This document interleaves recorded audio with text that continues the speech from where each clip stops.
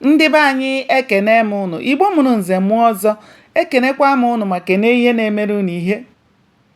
Anyị ka nọkwa n'akwụkwọ a bụ Ọkpakụ Erieri. Cheta na ebe anyị kwụsịrị bụ ebe Akụbụzọ kwuru na onye tiwara ọkụ o ji eri nri o rie n'ala.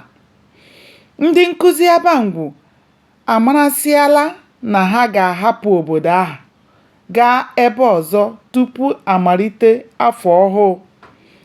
Ọpụpụ ha adaghị ha mberede n'ihi na ọ dịla anya emere ka ha mata nke a. Ozi bịara Akụbụzọ kwuru na ọ ga-aga n'otu ụlọ akwụkwọ dị n'Iva. Ọ ga-abụ onye na-eso hedimasta n'ọkwa. Ozi ọzọ kwuru na hedimasta ọzọ ga-abịa ịnọchite anya ya n'Abangwu. Mgbe nke a mere, Akụbụzọ bidoro resiwa ihe ndị o nwere ma ihe niile ọ kọrọ n'ubi dịka akpụ, ji, ọka, adụ wee dere gawa. Ego o retara abụghị ihe nta. O nwere obere akpati o ji edebe ego. N'ime akpati a ka ọ na-etinye ego ọbụla ọ chọrọ idebe nke ọma.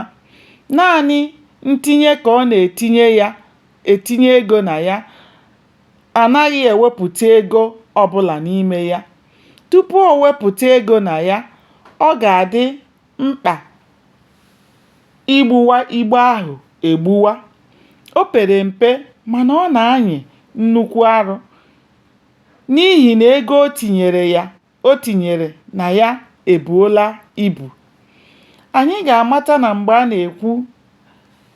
na-ekwu ihe a na-enweghị ụlọ akụ, ya bụ bankị, na nke ndị mmadụ nwere bụ igbe, ite, komkom na ihe ndị ọzọ eji etinye ego wee tinye ya n'ime ala. Mgbe emume ekeresimesi ruru nso, Akụbụzọ gara ahịa zụtara Chinedu na Nwanna uwe dịka o kwere ha na nkwa. Nke ahụ bụ mbụ ọ zụtara ha uwe ewezụga uwe akwụkwọ ha na-eyi. O nwebeghị mgbe ọ gara ahịa zụtara ha akwa kemgbe ha si wee biwe. Nke ahụ bụ mbụ n'ihi na o kwekwara Chinedu nkwa na ọ ga-ala ekeresimesi, nke bụ mbụ ịla kemgbe ya na ya si wee biri. Gbanịa ka anyị chọpụta ihe mere n'ime akwụkwọ a. Ndeewo, ka o mesịa.